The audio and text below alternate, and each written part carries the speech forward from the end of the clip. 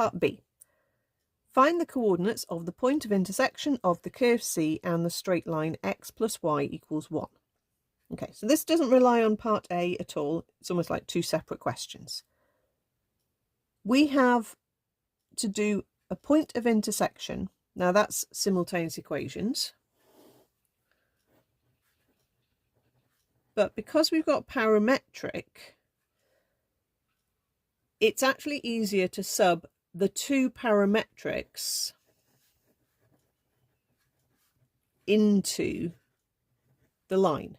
Okay, normally we would sub the line into the curve, but because it's parametric equations for the curve and they're separated, it's easier to sub it in. So actually, as soon as we substitute in x as sine theta and y as cos 2 theta, it's now just a trig equation. So it's not really a parametric equation question at all. It is just a trig equation that we have to solve. So the double angle for cos, we've got three options.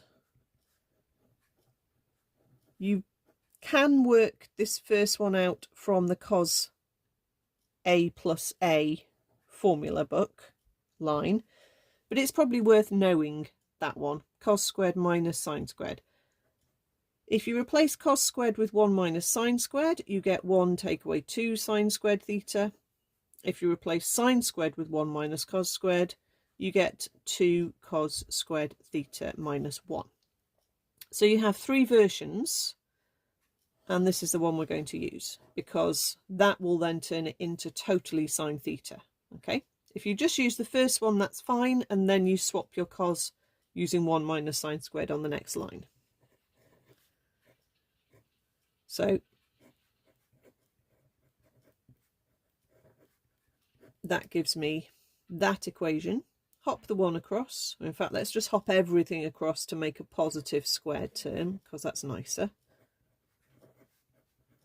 And actually, the 1's disappear. Okay, that's not a problem.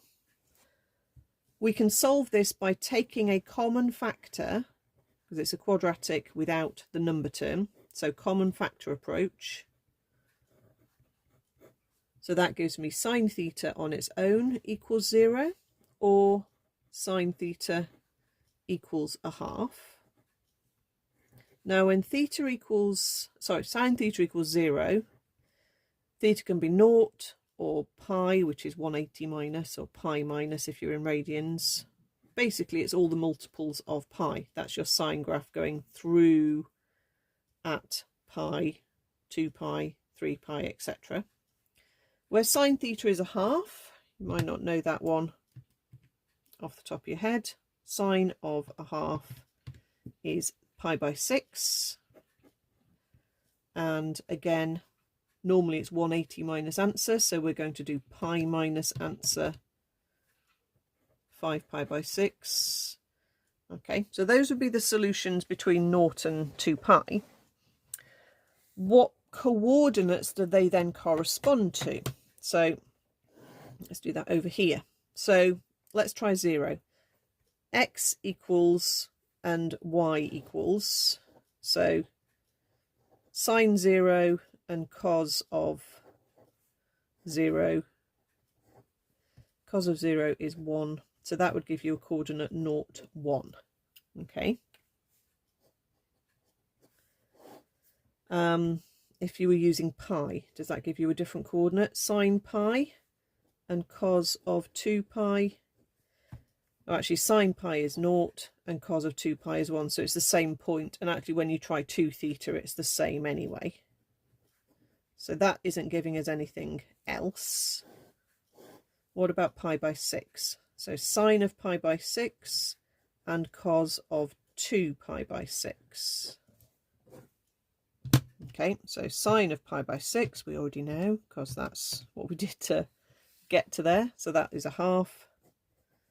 And then cos of 2 pi by 6 is a half as well.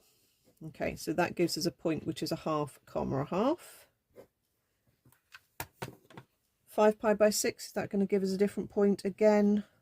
sine of 5 pi by 6 and cos of, that would be 10 pi by 6. So sine of 5 pi by 6, we already know what that one is. That's a half. And cos of 10 pi by 6 is a half. Yeah, so that's the same point again. So therefore our answers are 0, 1 and a half, a half.